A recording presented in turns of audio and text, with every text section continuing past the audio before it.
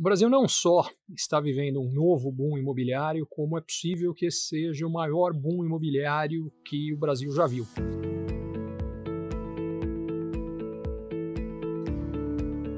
E há duas principais razões para isso. A mais importante de todas elas é uma disponibilidade de crédito como nós nunca vimos.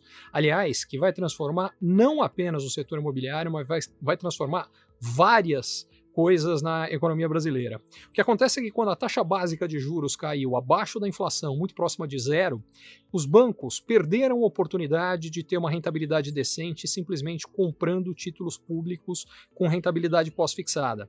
E como a taxa de juros de prazo mais longo ainda permanece mais alta, eles ainda têm a oportunidade, se emprestarem agora, de travarem uma remuneração mais elevada. O crédito mais longo que existe na economia é exatamente o crédito imobiliário. E a consequência é que os bancos estão emprestando mais do que nunca emprestaram. Por exemplo, no mês de agosto, se a gente for pegar os financiamentos com recursos da caderneta de poupança, eles cresceram 75% em relação a agosto do ano passado. Não apenas eles foram os maiores da história, mas a taxa de crescimento é gigantesca, praticamente dobrou a nova oferta de financiamentos imobiliários. Isso tudo enquanto a taxa de desemprego no Brasil ainda é a mais elevada da história. Imagine o que vai acontecer quando essa taxa de desemprego cair e, por consequência, o risco de inadimplência para os bancos diminuir. A oferta de crédito imobiliário vai aumentar mais ainda. E o que isso vai fazer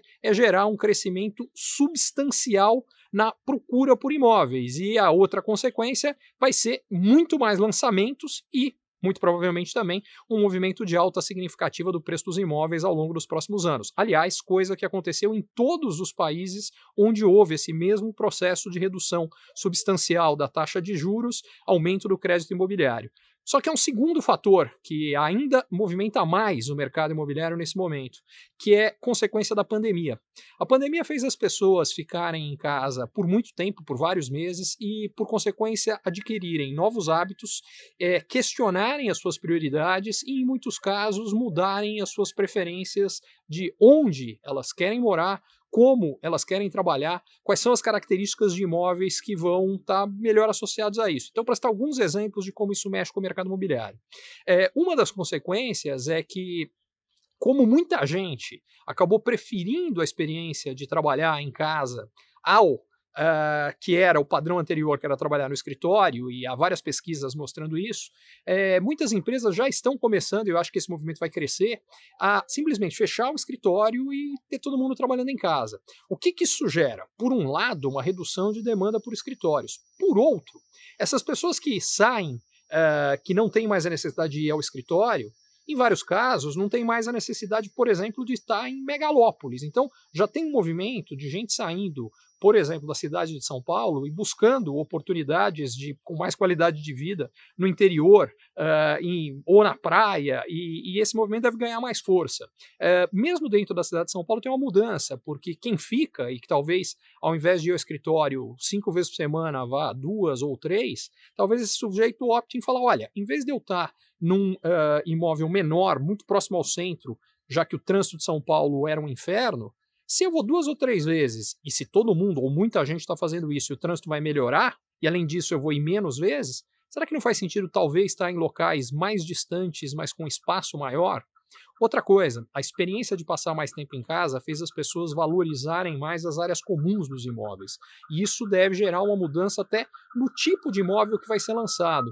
Então, o fato é que soma-se a mais disponibilidade de crédito, que deve gerar mais procura por imóveis, até porque o Brasil tem um déficit habitacional gigantesco, uma mudança até no tipo de imóvel que vai ser buscado. Tudo isso deve gerar uma movimentação e um boom do setor imobiliário muito significativo.